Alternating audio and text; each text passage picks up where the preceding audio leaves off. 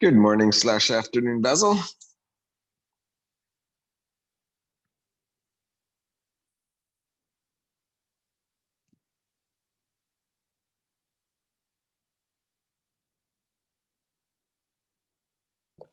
Yes, Jeff?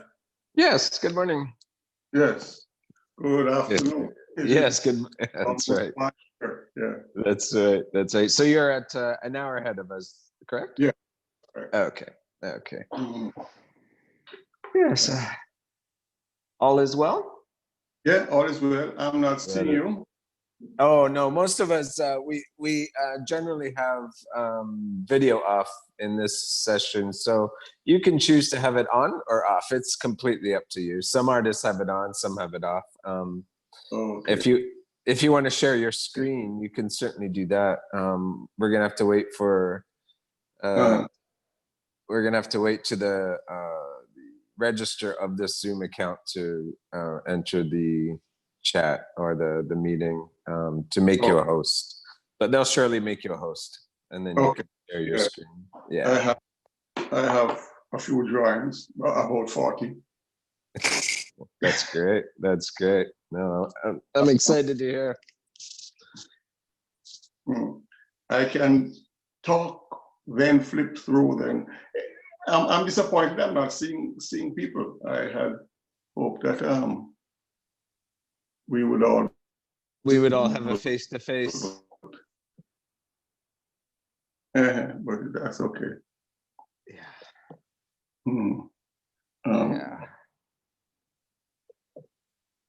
Yeah, so whichever you feel comfortable with. I mean, if you want to leave your video on, you're more than welcome to. Okay. But I guess we'll mostly be looking at your images, I'm guessing, correct? Yeah. Okay, okay. Thank you for taking the time, Basil. Really appreciate it. Not a problem. I welcome the opportunity to share with, especially Jamaica. Yes, of course, of course, of course. You know, it is an opportunity I welcome. And that's a wonderful thing.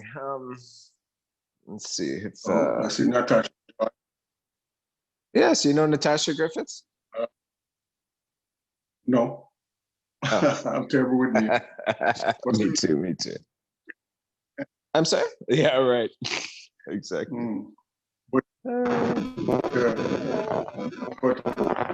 if I see the face, sure. Student. So Jeff. Yes. Tell me more about the class. Yes. Let's see. We have a few more minutes, and we're just waiting for the meeting to fill up before we start. So yes, let me take this time to kind of give you some input into the program. It's a 4-year degree program at UTech. I believe this is the 5th year that it's been running, or going into our 6th academic year, I believe. It's students come in with with a portfolio. We have there's a lot of varying experience from zero. What is the name of the program? I'm sorry? What's the name of the program? Animation. It's a degree in animation. Okay. Yeah. So they can choose their concentration based on their own. Some go into 2D animation, some go into 3D animation, some focus on script writing, but they all have to go through the initial drawing courses, which is where I come in. And I'm teaching dimensional drawing, figure drawing, figure analysis, which covers anatomical studies, muscular, skeletal, a lot of hands and feet, and so that's a very technical, demanding course. Dimensional drawing, which covers perspective, grayscales, color theory, foundational drawing skills. And then in the second semester, I teach life drawing, and we're working ideally with a model, and working the program to the point where we have a nude model on staff. And okay. so so they are encouraged and forced to engage in traditional drawing. Some struggle with it, as you can imagine, wanting to skip to the technology, but a lot of students are committed and come in with already a lot of passion. So Okay. like any art, I mean, it's an art program, similar to all other art programs, in that there's a large range of self-motivation. And but I was really excited to have you come on board, because I really want to show the students your work, first of all, because I make reference to your work a lot in my classes, and I know some have done research projects on pieces of yours, and I think one student might have reached out to you, and to show them how important the figure is in learning to draw and see. Okay. So Okay. yeah. So, but this sounds like a course that this would be integral to the art school. At Edna Manley, you mean? Yeah, Edna Manley. They do have an animation program. They do. Yeah, they also have an animation program. So does UTech offer something more than what the art school, are different from what the art school within this course? Peralta, do you have any insight into that question? What do we offer that Edna? What do we offer a different take on animation than other programs? Peralta is also a fellow faculty in the program. Okay. Let's see if he's been in the program longer than I have. But I think it's very similar. University of Technology, does have the word technology in it. So there is an emphasis on software, hardware, and I see it as my job to enforce the foundation of the art form, because animation is an art form, obviously, but trying to immerse students in that foundation, which I believe is crucial in understanding even the technological aspect of animation. All right. Sounds good. Yeah. So maybe we could give people a few minutes, just because we're getting we normally have about 30 or 40 people in the meeting. Okay. Yeah, but we'll try to end around 1 o'clock, just to respect your time. Well, I say, it's a pleasure and an honor for me to share Thank what you. I have. So, yes, which is a lot. Well, it has accumulated over time. Sure. Yeah. And I don't get the opportunity very often. Students do reach out to me from time to time. Okay. Asking questions, but yeah, this is cool. Yeah, no, it was a must opportunity from my perspective. Okay. Clearly, I come with a bias, but I think it's validated. I think so. I think it is. I think your bias has stood the test of time in terms of the appreciation of drawing, and absolutely. We have traditions that are important and not to be thrown out. And not to be exactly. Because and that is the danger. But go ahead. I don't even see it as an option to negate it. I mean, so in any art form, in any visual art form, whether you're in graphic design or painting, or I believe drawing should be the fundament of those disciplines. Yeah. All right. I think we're getting pretty close to a point where we can start. We have a few staff with us, and we Okay. have, so just to give you, Basil, an overview of who's going to be in the room, we're going to have a combination of faculty and staff and incoming students, first year students, second, third, and fourth year, and also some graduate students. Okay. So a nice array of artists. And, okay, good. yeah. All right, so let us start. Just to keep within the timeline. I'm sure people will continue joining us in and out as we start talking. So welcome everybody. Thank you for joining us today. Really appreciate that. Today we have Basil Watson, who is a Jamaican artist, sculptor, and drawer, and is currently living in Atlanta right now, but is very, very much involved in Jamaican, as a Jamaican artist. I believe he moved to, what was the year you moved to Atlanta? It was 2002. Okay, 2002. He is a graduate of the Edna Manley College of Art and the Royal College, also in London. No. No? Not Royal? No, I'm not. No, never been Okay. there. Never seen the building. That's my dad. Okay. He is the graduate of our college. Okay. Son of Barrington Watson, and who a lot of you're familiar with works, whether through your own independent research or in class. I know I've certainly pointed a lot of you to Basil, as well as his father's work, as well as Raymond, who's also a friend and colleague of mine, Raymond Watson, who's brother of Basil's, who is also a sculptor and very much involved in drawing. Still currently living in the Kingston area. And so I'm going to hand it over to Basil. As we do in these workshops, feel free to post your questions, and as the conversation happens, we can use those questions to kind of guide our conversation. So please. Okay, I was looking to share some drawings with you.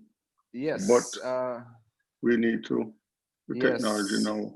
Yes, I need to be a host.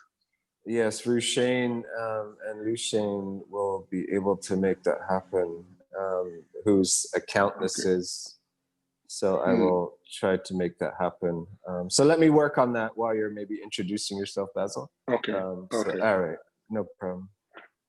All right, a pleasure to be here this afternoon here in Atlanta. And a great opportunity for me to share a little bit of what I have experienced with you, and especially Jamaica. I am Jamaican, even though I'm living here, and Jamaica really is the ship that I sail on. So the topic today is drawing. As Jeff mentioned, my dad went to the Royal College. He went to London in '52, I think it was. It would have been part of the Windrush generation that went to London. He went to study art and studied extensively in Europe. He went to the Royal College. He was the first Black person to go to the Royal College. Went on studying in Spain, in Holland, and spent probably 20 years, 10 years in Europe, studying extensively.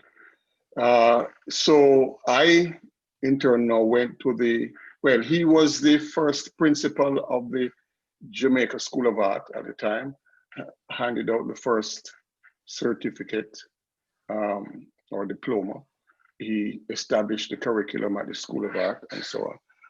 And so I, in turn, now went to the Jamaica, almost the first class at the new Edna Manley complex and studied art in Jamaica. But my experience through my dad, my father, uh, put me on a very strong footing in terms of the appreciation of drawing. Drawing was really his strong point, and he emphasized it.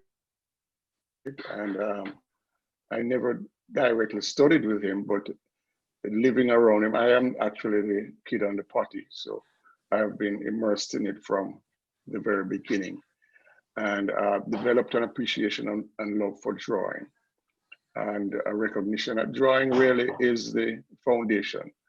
But when I started really drawing seriously, this was mid-high school, I was just doodling. I just said the activity. I found that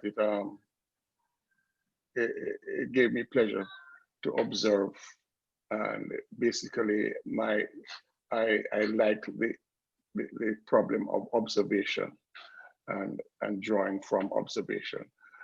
I never really took it seriously in terms of where it would carry me, but I know I just love the drawing. So from there, I went to the Jamaica School of Art from high school, and I went to well, I should say that in high school at Kingston College, I studied under Alexander Cooper, who was a very strong influence in terms of my early development as an artist, and developed my love for drawing. My problem then is that paint and color were problems that I didn't really want to grapple with. I just loved the drawing. I went to the art school, and from there continued my passion for drawing. And I found that it related directly to sculpture. It translated well into sculpture. I didn't have the problems of color. I didn't have the problems of background. My love was for drawing the figure, and that was it. So, I evolved into sculpting the figure. I didn't have problems of background or color and so on. It was just a matter of dealing with form, light, dark, line, etc. So, but through the years, drawing has remained my favorite activity. And I consider it the most difficult of the disciplines. I would call myself a draftsman, but I am able to make a better living doing sculpture. I really enjoy drawing and have maintained drawing throughout the 40 years since leaving art school. I draw. There was one period where I didn't draw, and I went on a convention and tried to draw and failed miserably because I wasn't drawing often, and made a vow at that time to keep drawing and drawing consistently, regularly. So now I draw once, at least once a week, twice, 3 times, 4 times, sometimes for the entire week.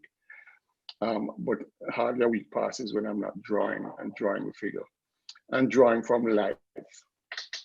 People draw for different reasons. And basically they get what they ask for or what they are searching for. Yeah, I just enjoy the activity of observation. So I draw more from observation, what I see, as opposed to some people draw from an internal source, and they are, I would say, depicting their dreams, their fantasies, what's going on in their head. But at the end of the day, it all comes from our sensory perception. So while some people are more attuned to sound, smell, sight, touch, I think sight and touch are what are my strong points. I know I am probably tone deaf. Musically, I am not very talented. but sight is my strength, and the experience of observation is what really excites me. And I've found that over the years, drawing has led me to a point of being able to see, understanding more of what I see, and being able to decipher, I would say, truth. It enables me to quickly grasp the essence of things, and so it translates into all different aspects of life in terms of understanding people, understanding relationships, understanding situations, and just that basic understanding of life. So the more I draw, the deeper I get to appreciate the gifts of drawing. And as I said in the beginning, it was a fun activity. But in time, I was able to appreciate the deeper side of what drawing has to offer. So I was reading about drawing the other day, and I came upon a quote which aligns very closely to how I approach drawing. Sherry McGraw said, learning to see is synonymous with learning to draw. In fact, learning to see is drawing's reason for being. So as you draw, and if you fully immerse yourself into it in the proper way, you realize that it opens doors in terms of how we see the world, and our appreciation and understanding of it. I have found that drawing from life is most difficult. So the challenge is, and the results are most rewarding, because drawing from photographs, drawing online, I would say even now during the pandemic, the drawing sessions, I have a couple of drawing sessions that I would go to in the week, where a group of artists would get together and draw. Those are no longer running during the pandemic. So I've had lots of opportunity for online, and it feels very much like drawing from photography and from photographs. And I have great difficulty getting into it, because when you're drawing from life, from the breathing, moving figure, you start to get the true essence of the person. A photograph, I've had models that would come in, and the idea of modeling, quote unquote, they come in with the concept of the fashion poses, the glamour poses. And when that runs out, they are now in deep water. They don't know where to turn. Then when they relax and say, take a break from the drawing, and they start to stretch and be themselves and say, okay, let the curtains down, the true person comes out. And that is what excites me. So what you find drawing from life is that you are front and center, direct, one-on-one relationship with your subject, as opposed to through a lens, as opposed to the click of a lens, that split second. That's if you are to photograph. You find that the model does a lot more in between, and you're able to see, even within one drawing, the model moving through a range of emotions. And you would then have the opportunity to choose more carefully what you think is the true essence that you want to depict. Worst yet, drawing from a photograph that somebody else takes. So it is their critical eye that you are now relating to. as opposed to developing your critical eye. It is the camera and the editing of the image. It puts it within a frame, whether expanding beyond the picture frame or whether within it, even relating to the various points of your page. You can say, okay, this is 2 inches from the corner of the page. So you are able to use that advantage to crop your drawing. But when you are drawing directly from life, you now have to make those decisions yourself. You have to decide, how do I crop this image, the figure? How do I place it within the picture frame? Oftentimes, your emotions tend to lead you in terms of, there is one, I've heard it said by somebody who teaches drawing for therapy, saying that through the drawing, they can get an idea of the personality of the person drawing. So people who are extroverted, or if you're excited, their drawings tend to drop off the page. They are exuberant and they get carried away.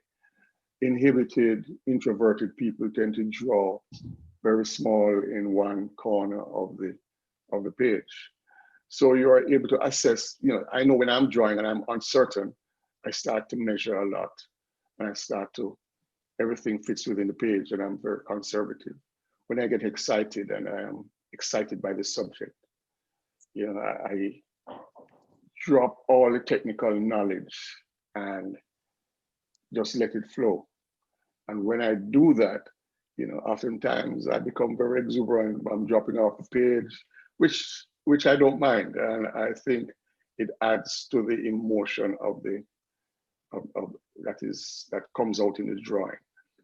And so you allow your emotions to, at the time, the relation, your emotions, you the artist, as well as the emotion of the subject, and how do you, and that energy between subject and artist, and when that is really vibrating, then you find that the drawing happens. Over the years, I have gone through the full format of measuring proportions, head so many times, the toning and trying to render shadow and that, anatomy and things like that. And it's important to study these things. But the most important factor is observation, your ability to see and understand. So now, after drawing for a number of years, I wouldn't say done with the technical aspects of it. And I always revert to it when I'm in trouble. But for the most part, you just let it go and let the drawing go, because you are able to let the technical aspects disappear and focus more on the relationship between you and your subject. So this emotional content is really important, and it becomes a lot more difficult and a lot less rewarding, a lot less understanding to try and relate to a photograph of somebody, or drawing from pictures or so on, when you have that direct energy. I think this is really the most stimulating and aspect, so, and you find that you learn so much more about your subject when you have that direct communication. So I'm sorry, I don't have photographs. I'm still waiting for Rushine Jones to join the the talks. He has control. Okay. He has control over this account. So as soon as he comes, hopefully he does come. Yeah. But okay. yeah. All right. A little bit about my drawing. So I have models on a consistent basis. I would probably say once or twice a week I'd have models that come into my studio. Here in Atlanta, there are probably half a dozen at least different drawing sessions that I could attend.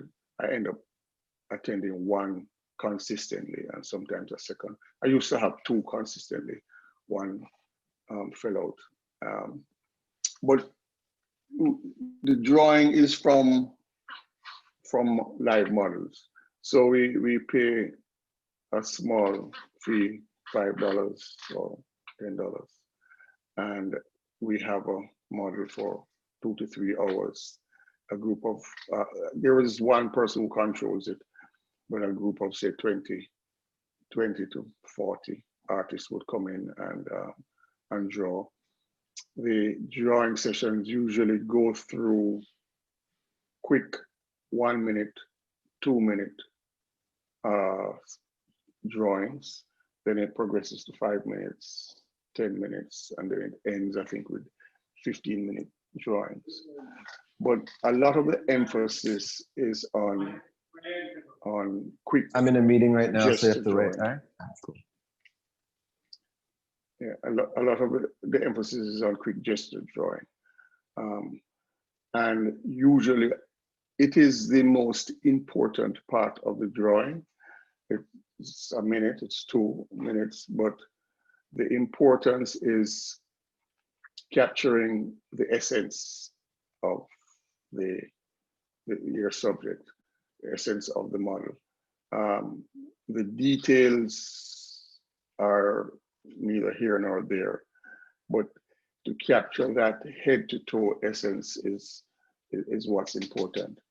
And so, you know, if that essence is wrong or short, then you find that no matter how good you draw the eye or the ears or the finger, if it's not placed properly, if the energy doesn't flow, you can always rendering the detail, the fingers, the pores, and go as much as you want to go. But the drawing is still going to lack that energy. So it's finding that energy in the first minute, first few seconds. That is most important. When drawing, I try to tell, when I'm teaching drawing or explaining drawing, the difference between the eagle and the ant. And that's my analogy for it. I try to be the eagle, looking down, seeing the entire picture, seeing from head to toe in one sweep. Then, if needs be, you can become the ant and travel over the detail. But the ant doesn't see, if the ant is on the toe, it doesn't see the head. And if it's on the head, it doesn't see the toe. So it's a big, I would say, mistake that people start with details as opposed to starting with the big picture. That is probably the most important thing that I learned from my father, in that the big picture, the big shapes, then the subordinate shapes, and that is where the energy and life comes from. So even in sculpture, as it translates into sculpture, because I am very attuned to that energy through repetition of drawing quick sketches, finding the essence of the figure in motion. When I move to sculpture, that appreciation is there, and I think is the most important aspect of my sculpture. So it's the energy from head to toe that I am trying to achieve. for me, so things like anatomy are secondary. Some people, when in drawing and or in sculpture, you find that a lot of people work very hard to show every muscle and the full anatomy of the figure, which oftentimes detracts from the message. So there are pieces of art that I think where it comes down to communication, sending a message, evoking emotion, versus an illustration that gives information but no emotion. So one has to be careful. I find that I have to be careful in terms of, and I wouldn't say careful. I have evolved to a point where my interest in detail has diminished, and I am not looking necessarily, whether in drawing or in sculpture, so much to depict detail and fingernails and various things. But my objective is really to find the essence. So when you see the sculpture from afar or you see the drawing from afar, you feel an energy. It's like you see your mother, across the playing field, and you can pick her out from a distance, but you see no detail because you know the essence, the energy that your mother has. That feeling is there. And so this is, for me, the most important thing in drawing. And it comes, I would say, mainly from going directly to life and drawing from our observation of the live model. One of the problems people have with live models is that, oh, the model moved. Of course the model moved, and you want the model to move. You have to develop memory. You have to understand that even in moving, you are getting the opportunity to assess various aspects and energies of the model, where the model starts in a pose, and because she or he is fresh, the model is fresh, there's an energy in the pose. Then it goes on for 10, 15 minutes, and that energy starts to go, the model is tired, the model starts to sag, the push or the twist is not as strong, and you're saying, oh, the model is off. But if in the initial instance, in that first minute or two, you can capture the full push and energy, then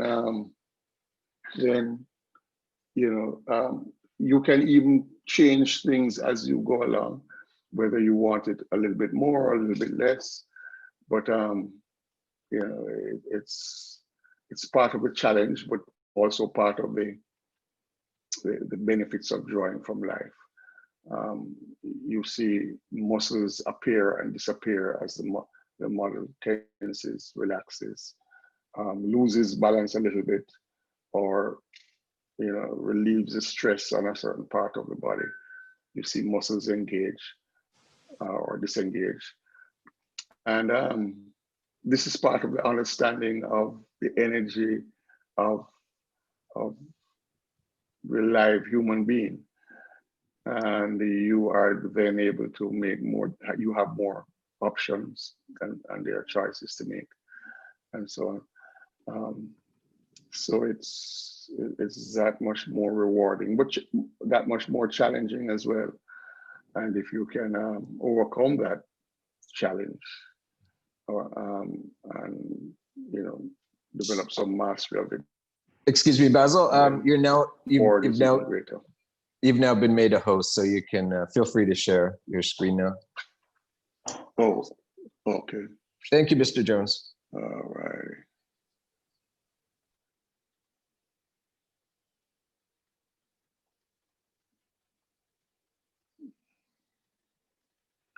So in terms of drawings, I have maybe 10 million drawings. I have stacks and stacks. I buy paper in the bulk, and so I'll buy 500 sheets and it might last me a month or two. So it's always difficult finding what drawings to share. I'm trying to find the file. While you're finding that, I'm glad you used the word energy, Basil. That's a word that I use in life drawing, and I always get the eye roll from students, because their initial reaction is, well, what kind of hippie are you? How can you draw energy? But it's exactly, a lot of their time is consumed with drawing detail. You know, they draw a hand, and then they draw a wrist, and then a forearm, and then an elbow, and then an upper arm, then a shoulder, and then they kind of piece together the figure. And then by the time it's finished, it's completely off the map in terms of what they're initially trying to capture. You know.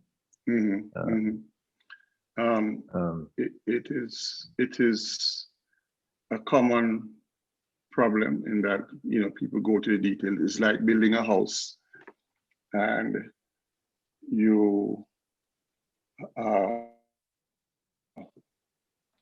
have you start putting up the drywall before you have like the foundation. French windows. Right. You go and buy the French windows because you have always dreamed of a big house with nice French windows. So you buy the French windows first, and then you start, and you haven't dug the foundation yet. You know, or you see a model and she has beautiful eyes, and you get captivated by the detail and not pay attention to the foundation. And so you'll be constantly frustrated. I picked out I had placed the drawings in a certain sequence. And then I started touching them to load them, and realized that I needed to touch them in sequence. So they're all jumbled. So, all right, let me see if I can cancel that. I'm going to try and get it in sequence. How do you, like, maybe I could ask this, how do you feel about when you're drawing a model, a nude model versus a clothed model? Can you talk about the difference in terms of observation and learning the figure in terms of essence and that energy? Well, I would say personally, I have very little or no interest in clothing. Yeah, fashion comes and it goes. Folds are good and are a good study in terms of and a good exercise. But in terms of the figure, the human figure is very political. And you have issues of gender, male or female, or I should say even today in trans, it's color, whether it's black or white.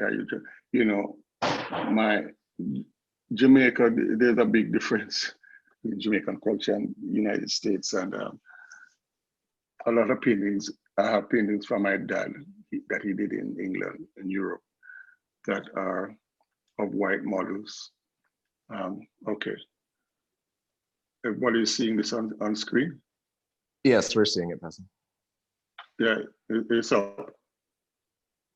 Yes. Oh, okay. Yeah, so yes, we can see the figure is very political, whether it's nude or clothed, type of clothing, you know, what the figure is doing, whether it's sport, whether it's sex, whether it's protest, whether it's, you know, the various different activities. So what the figure is doing is political. The gender is political. The race, the ethnicity is political. But And so I find that a lot of people might shy away from it, because away from the figure, because of the political nature, and they are afraid to offend. You have to be careful, whether it's religion, whether it's politics, whether it's whatever it is. But at the end of the day, you learn to appreciate that the figure is pure and most beautiful when it's pure, when it's just the human figure expressing emotions, and and these emotions are expressed through every sinew of the figure. And how do we get to that essence of the figure? So in any era, the nude figure is the same. It doesn't change. And to me, this is where the naked truth is. So I've started the pictures slideshow with a drawing. So the sequence is, I did the drawing first, and I had the model. I did a series of drawings. Now, not all drawings are totally successful, where I feel that I want to show the drawing, or I might not consider it my favorite or best drawing. How do you know? How do you know when to stop drawing, Basil? Well, time is your biggest friend and your biggest enemy. Okay. Usually, in any expression, economy is really the essence. So if you can get your message across. So like now today, I'm being very long-winded. Maybe I could have given my message in 5 minutes, and it's more powerful. I'm not gifted in the gift of the gab, but in art, or in any one of the arts, in communication, the more you can communicate, the more information you can give with the least amount of effort, is the better a communicator you are. So doing a drawing for 10 or 15 hours doesn't necessarily mean that you have communicated any better or any more.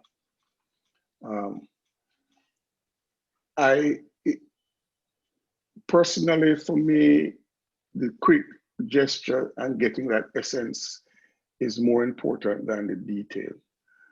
So and also a lot of my time, a sculpture, for instance, is where I have to deal with issues of detail, and how much I deal with it, how slick I get the surface, what the texture is like, whether I want to put in every toe, much less every toenail, or the details throughout the figure.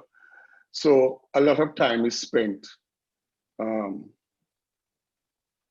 doing this detail in the figure, in the sculpture. So I don't necessarily want to be rendering fingers and fingernails in my drawing. I want to quickly get to the essence, where I can now translate that into sculpture. And then in the sculpture, I have to model the ears and the fingers and so on. So sometimes in a drawing, I might have 6 fingers on one hand, because it's a quick thing. One of the things, to get the maximum energy from the model, you have to go quickly at it. You can use a camera and take the shot, and you see photographs of people doing some fantastic things.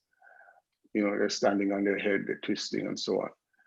Oftentimes, the route to that, or the journey to that point, is probably more interesting than the finished pose. But if you're going to push the model, you have to be quick. So if the model is going to stand on her head or his head, that you have 10, 15, 30 seconds, 60 seconds, depending on the model, but you have to catch it quickly. If you want the feeling of the model really pushing and thrusting and in full motion, you have to capture it quickly. So sometimes that is what determines the time you put into it. But I find that the quicker I draw, or the more I draw, oftentimes, the more I work on one drawing, the more I ruin the drawing. So you in time find what is your limit. It's difficult for me to say how much time, but be wary that it's very easy to kill a drawing. Very easy. I often make reference to Japanese brush drawings, where the immediacy of the line is pure and completely captures essence, as where when we start to the human brain has a tendency to overanalyze something to the point where you take out its nutrients, So the second slide continues on that theme. Since we're talking about live, here we have, but the sequence is model, drawing, and then, so usually from the drawing, I put that away. The drawing, so with this model, I probably spent 2 sessions, and each session would last about 3 hours. Just drawing, and talking. So I find when I draw, I talk a lot. With the model, it becomes communication. You learn to understand the model and her personality. Some people are open, some people are closed, some people self-quarantine, some people are extroverts. And usually when the model is being herself, you get the best result.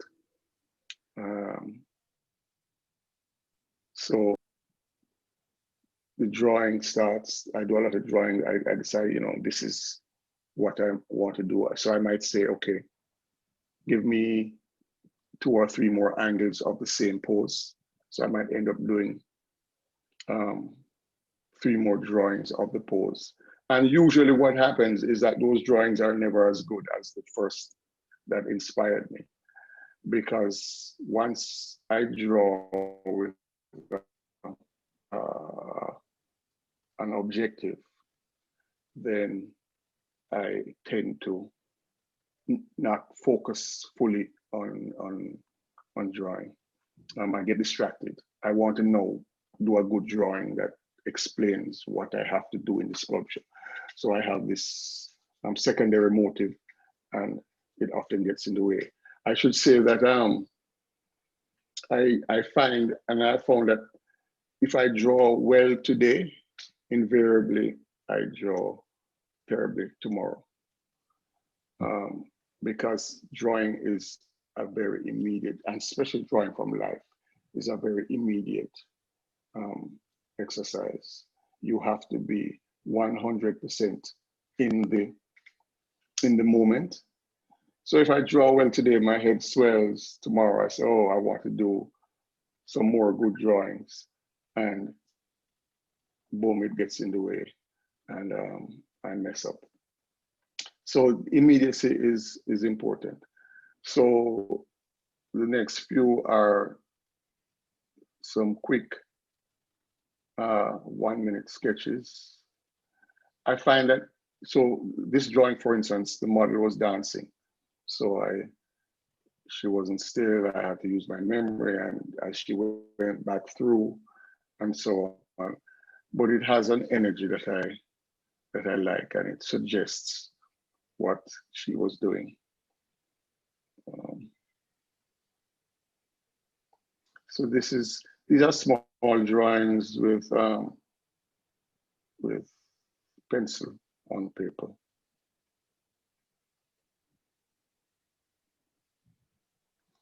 This I went to a painting conference. They had a model, and they asked that no, we don't take photographs. So I had a sketchbook with me. So to record the occasion, I, sitting in the audience, I took out my sketchbook and started drawing while the lady was painting. So you were talking about Japanese drawings. This is ink, pen and ink wash on rice paper. I have always had a fascination for Chinese, Japanese ink drawings. So I went to China, I got rice paper, ink, and I got a stamp made with my name, which is the red square, which is actually Watson. And they use it as a part of the design or the composition. And so, although I sign in the traditional way, when I use the rice paper,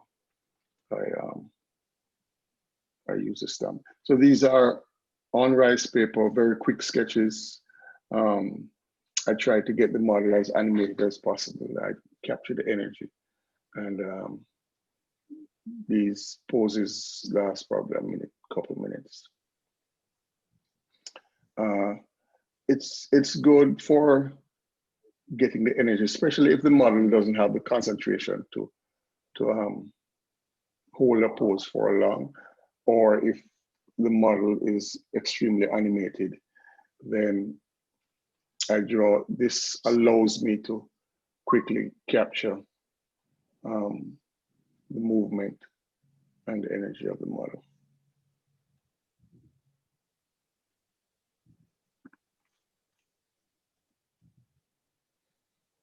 So here, these are basically, I dip the pen in ink.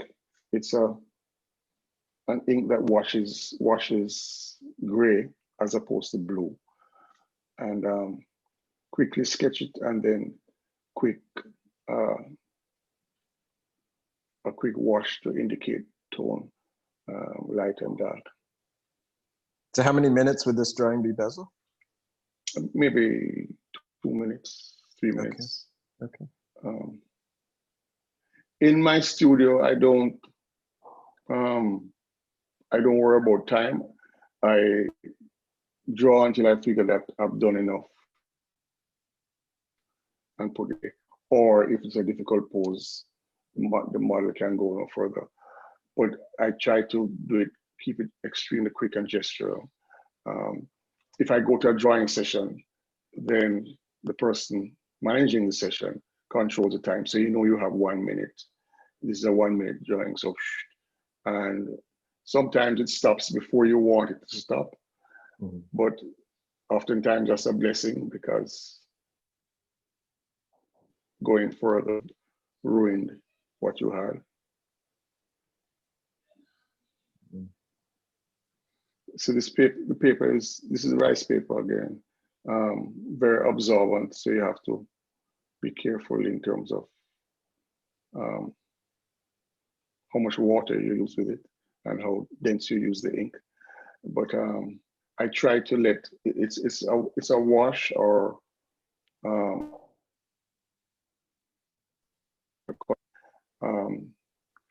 so for me, maintain the essence of the water is important, as opposed, and at times, let me see. So here in this drawing, in the foot area, and the brush might be drier, but in the hair, there is more water. So you're using that contrast between, on the leg, the brush is drier, and other areas it might be more water. So you're using that contrast as well. So you have the model being extremely animated. So she's on her hands. So the drawing has to be quick and immediate.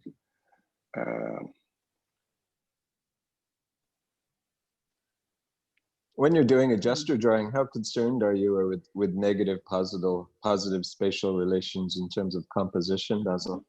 Um, Uh, so as I said earlier, in the beginning, well, earlier in my drawing career, um, I tend to measure and concern with that, or proportion, the various principles mhm, of how to draw. But no, you reach a point where you just do as opposed to think. mhm, mhm. So, and I find that the more I think is the more I run into trouble because it guides me down one path. I'm looking for, say, negative space as opposed to allowing each principle to just flow as it is needed. Okay. But yeah, negative space is important. I've gone through all the exercises and the different principles of how to structure a drawing. But basically, you want to trust your eye and look more than think. Um, and that is very important.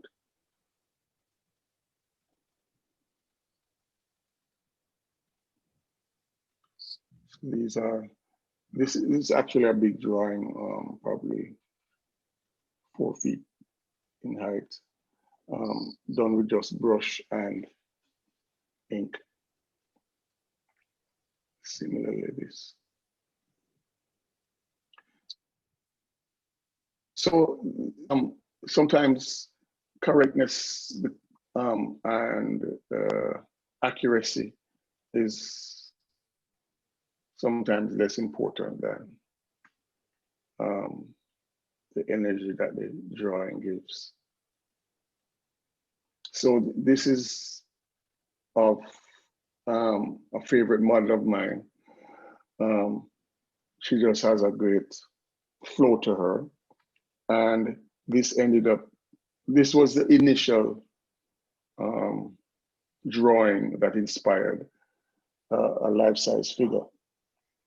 So from this drawing, there's something that I liked, and I said, look at how we can develop it. So this is where, so in drawing, it's a research into the personality of the person. So this model is her personality. She's very reserved, she closes well, she folds well, she's very thoughtful about every detail in her body, how she would turn her foot, her hand, etc. And it went into a thing. This is a drawing of a model dancing. She was moving. So I got into the zone. So the accuracy is not there sometimes. You're looking in detail. What's happening here, what's happening there. But the general energy is what I wanted. But I could only get this from working with the model, basically understanding the personality of the model too, in talking and drawing her over a period of time and a certain familiarity with her body structure. She said she likes to dance. I said, okay, dance. And this is what happened.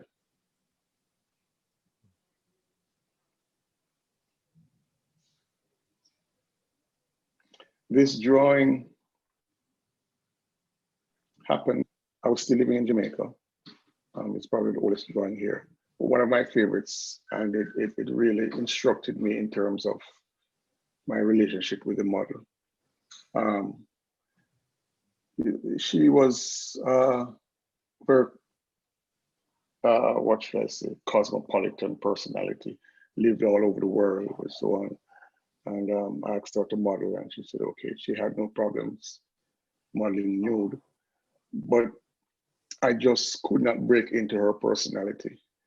And as she went through a variety of poses, it was good, but it always felt staged, or a barrier, I don't know. And then halfway through the session, she was resting, and she went into this kind of meditative pose while she was resting in between. I said, "Ah, don't move, hold it," and very quickly did this while she was resting, and it has remained one of my favorite drawings and one of definitely the favorite drawing of the model. But you know, it so you have to almost massage the poses out of the model, and no pun intended. But you know, it's good. I used to, when I just came to Atlanta, this is 20, I used to go to, there was a nightclub that had on Wednesdays drawing art sessions. So they would play live music, and they would have a stage and they would have live models. And I didn't have a studio at the time. No, well, this is how I was introduced. I didn't have a studio in the beginning. I probably did at this time, 2015, yeah. But so I would go there from time to time and quick sketch while they were on stage.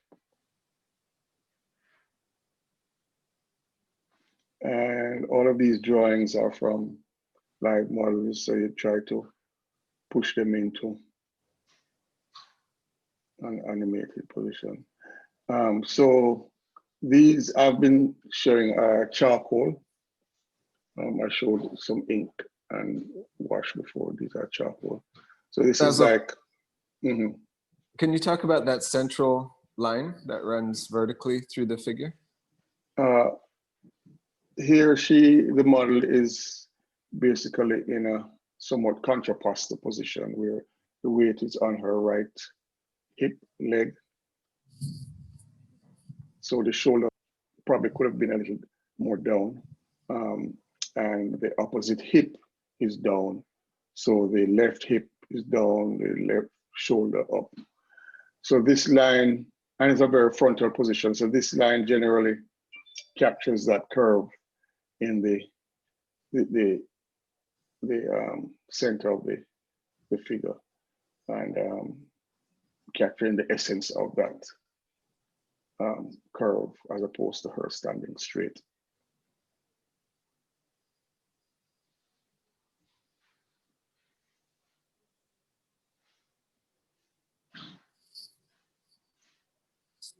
Sometimes, you know, a play on light and dark, and making areas pop and come more strongly to you with the light. Here again, very animated pose. So the model is actually on her toes and head, and you capture the struggle in it. And even in doing the pose, she's struggling. She's muscles are tensing. So you get a feel of, and you're able to edit where you want to put stress or no stress.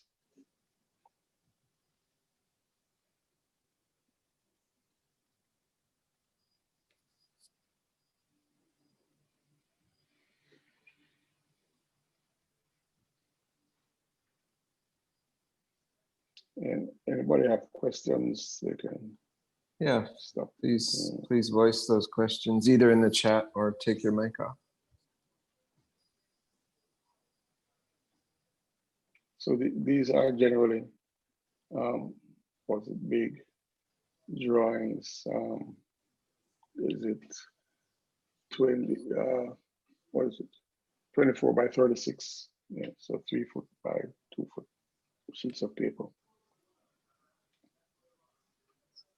So about a full sheet of cartridge paper size? No, bigger. Bigger, about, okay. Almost 2 cartridge sheets. Okay. So in the last few years, I've been trying to draw bigger and bigger. Okay. And the bigger I draw is the more I fall off the paper. So we're back. We'll go back. We have a question about, I'll read it to you. Is there a technique of how to add shadows to the model drawings that you, so how do you determine shadow? Well, the important, that these, just to remember the point, these were like cartridge sheets. These were 18 by 24. And when I drew this size, I used to fit in the paper. And as I got bigger, I start to fall off the paper. I get more excited about drawing. But in terms of determining shadow, one of the main principles I use is to squint my eyes very tightly. So it shuts off the secondary light. So your shadows become more intense and your lights become more intense. Often you're in an area where you have multiple light sources, usually a main light source, and then you might have a secondary or tertiary light source. And it becomes very confusing. Now it depends on what your objective is. If your objective is to show a reflection on the body, or your objective is to explain the body and to understand the forms that are in front of you,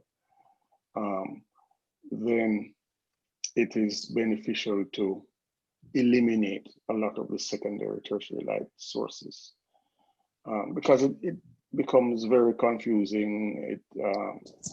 It's very laborious to try and depict every reflection. And basically what you want to do is explain the forms, explain the figure, explain the energy of the figure. So by squinting my eye, I'm able to shut out a lot of the light. Finding the change of plane is important. So like on a cylinder, that line where the plane changes from the dark area to the light area. So down the, let's say the thigh that is in front, you'll see a faint line coming down the center of it, finding that change of plane. And keeping it very simple. Yeah.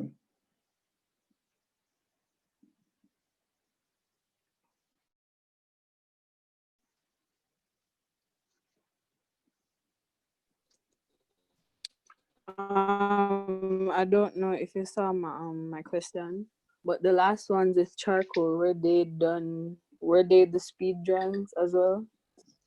They are probably 10 minutes at most. Oh, okay. Yeah, I don't work on a drawing, more than, if I go to a drawing session and it's a 20-minute session, a 20-minute pose, I might do 2 drawings instead of trying to work one drawing on and on and on. I find that by doing that, you start to overthink it, and exactly. it looks weird. It was, pardon? It will look weird after a while. Yeah, you tend to spoil it. And the key is to start a 20-minute drawing the same way you start a 1-minute drawing. But invariably, what happens is that, I have 20 minutes, so I slow down. And in slowing down, you start to think. And the more you think, is the more you block the information that's coming to you. So it's, they say like you're playing football, and when you have too much time, you miss the goal. When you don't have time to think, boom, you just automatically do the shot properly and kick it in the goal. So it's similar with the drawing. The more time you have, is can be to your detriment.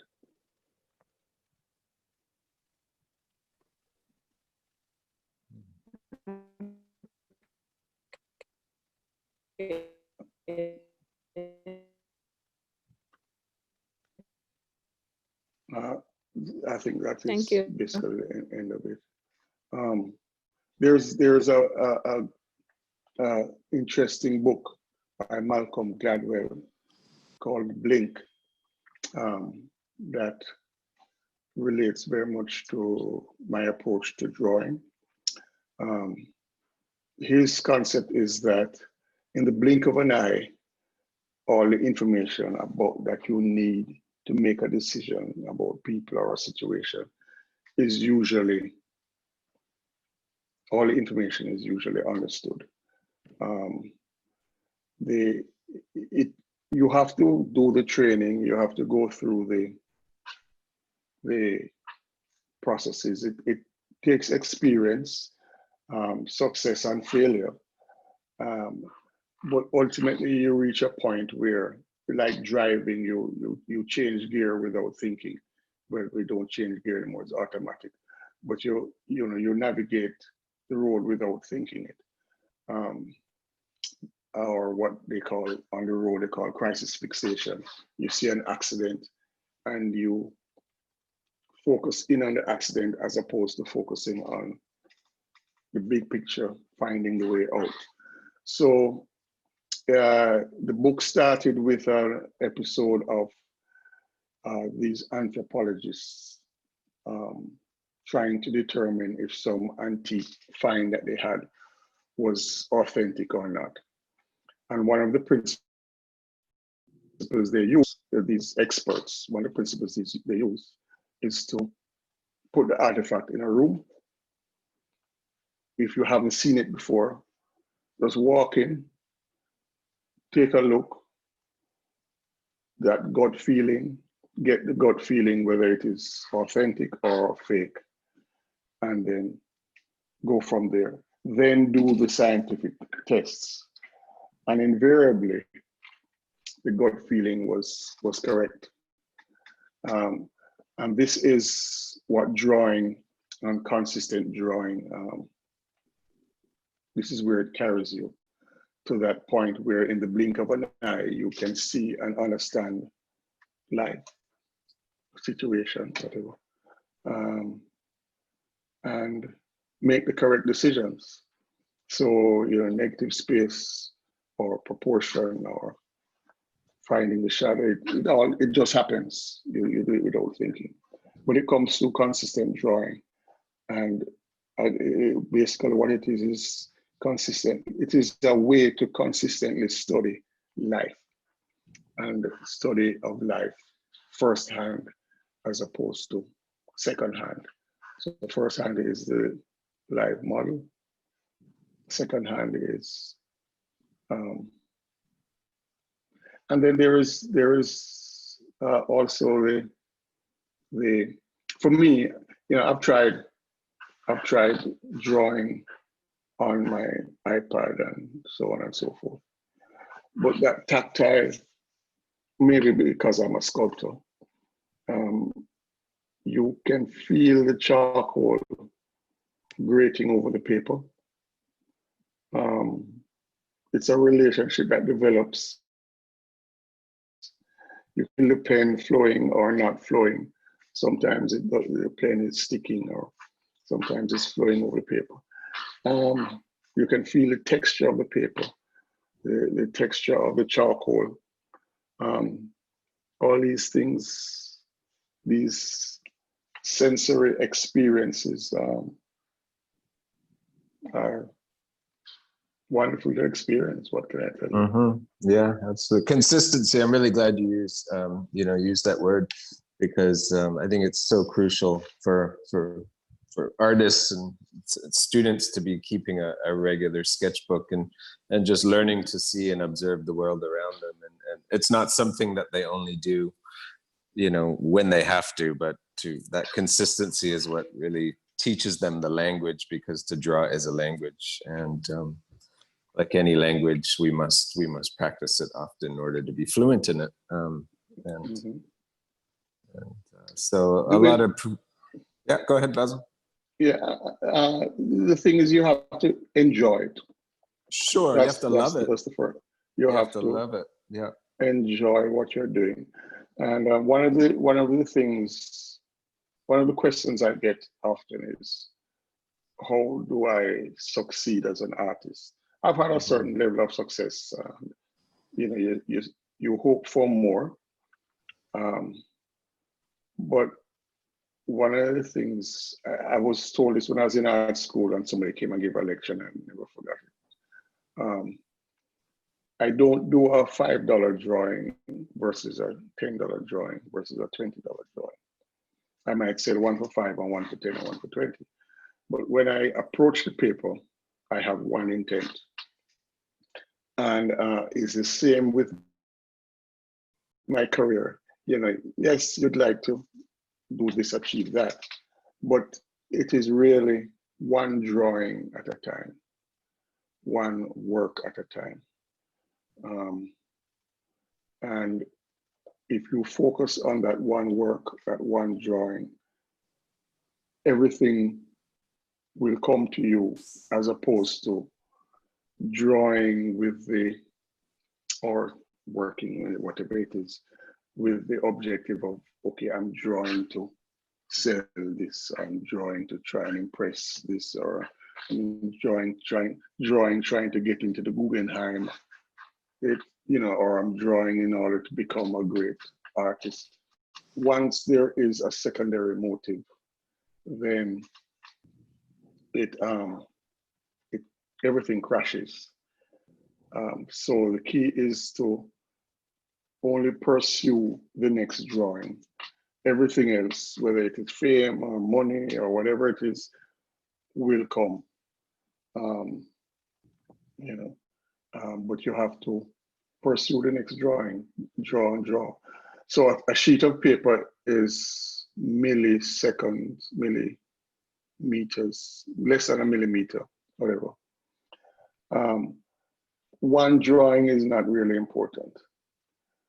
But I look back and I say, I have problems now storing my drawings, because the stacks of drawings are feet high, right? So it is really in just the repetition, that is important. Often, and there are often times, even in drawing, that I feel so, you know, I feel like I'll never draw well again. I'm just in a rut, and I'm doing foolishness, and I'm trying to draw well.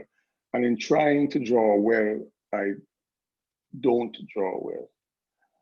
And then usually after days, weeks, sometimes months, and I say, oh, you know, shit, I'll never draw well again.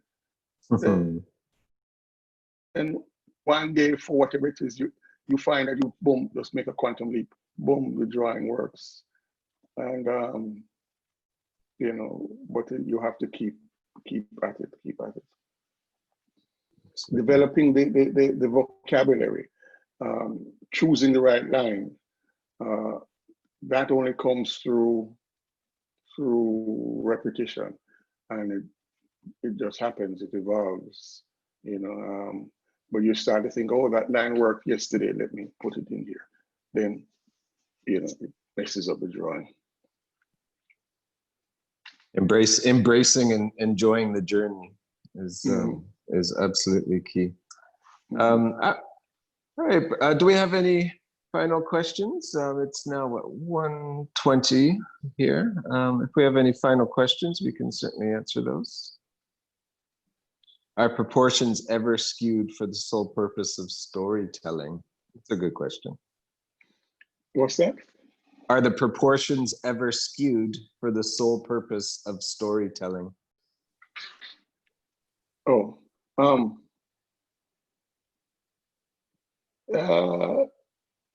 I would say no.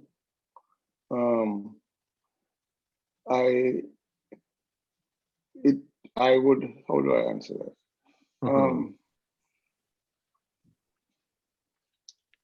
My objective is truth. And if I try to bend or stretch or twist the truth, then I feel that I am not doing it justice.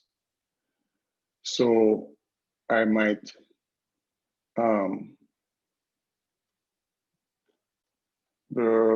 I find that there are times where probably more so in my sculptures, and it is a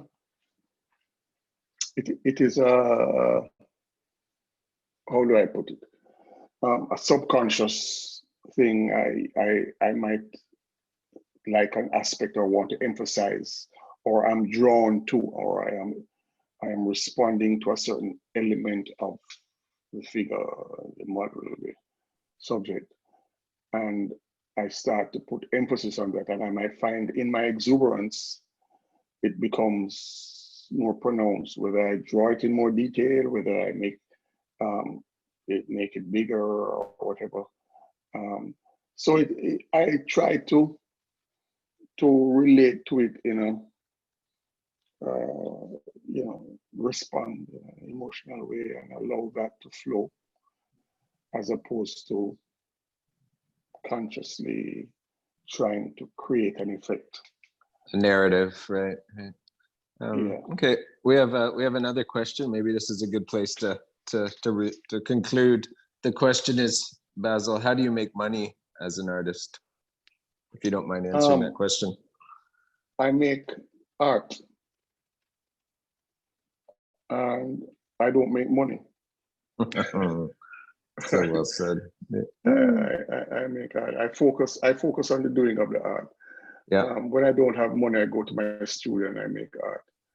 If I have money, I spend it off and then go to my studio and make art. But there is no formula, and I've made money in various different ways. Sometimes I just use my skill and sell my skill. So somebody wants something, and I have the skill to do it. I do it for the money, but I make a distinction between what I consider to be my art and if I am hustling.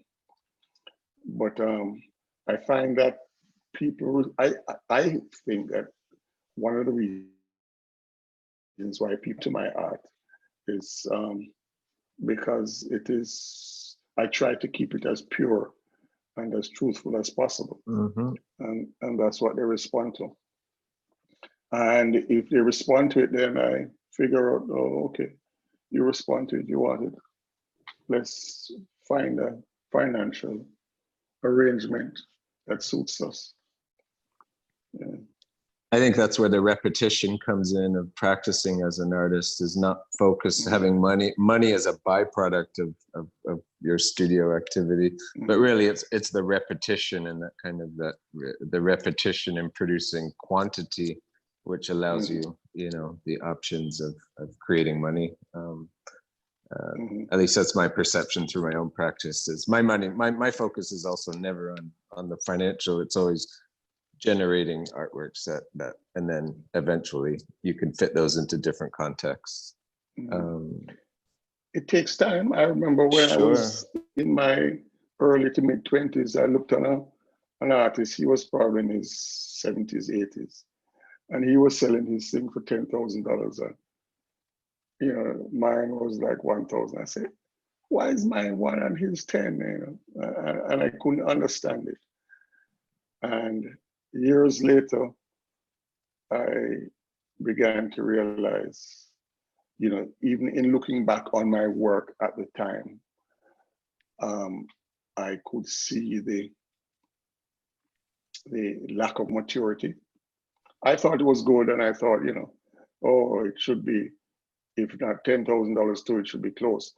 but maturity only comes with time, and you know, you just have to spend the time, and everything else will fall into place. Yeah, I think remaining humble is really crucial as well. Yeah. Which is a hard thing to do with the human ego, but being humble, I think, is really crucial. Well, And if you understand the process, because a lot of drawing, you get what you put into it. So if your objective is to build a big ego, that's true. you get that. If your objective is to learn and to understand life and exactly find enlightenment, then that is what you will get out of it. So, beautifully said. So, beautifully and said. it's all the various different disciplines, whether it's painting or the approaches, lead to one place, enlightenment. You know, it basically that's what it leads to. You know, I will look on a piece of ceramic, a vase, and it is perfect. You know, it just has a perfection about it that you sense rather than can explain. And it's as good as a drawing or a sculpture, I think. Not necessarily, but and the emphasis, a lot of emphasis in drawing or so is to do pretty drawings or pretty sculpture or pretty painting. That is not the objective, or to do a detailed drawing. That is not the objective. The objective is to understand. Once you reach that point of understanding, now you tackle the next drawing. Put that paper away and go for the next. You know, it's not about matter of finishing it so that you can sell it or you making it pretty. It's getting that understanding. And hence, approaching life live and direct. You can't learn to swim by looking it up on Google. If you want to swim, you have to jump in the water and get wet and almost drown. Don't drown, but almost drown, and so on. Yeah, the empirical experience. All right, Basil, thank you so much for joining us today. I know these guys got a lot from your conversation, as did I, but really appreciate, I mean, your work is I always refer to it in my own practice and when I'm teaching, and I'm just really glad to have you here today. Thank you so much for your time, Basil. Thank you very much. It was a pleasure, and I am available whenever. You know, I enjoy sharing my experiences and my work. Thank you. Maybe next time you're in the island, once we're back face to face in the classroom, I can have you come into the class and sure. And maybe run a life drawing class in my classroom. Yeah, sure. That'd be wonderful. I would be more than happy to do that. Thank you so much. Okay. Well, all thank you, Basil. Yes, thank you. Thank you. All right. Have a good day. Okay. Thank you. Okay. All right. Bye-bye. Take care.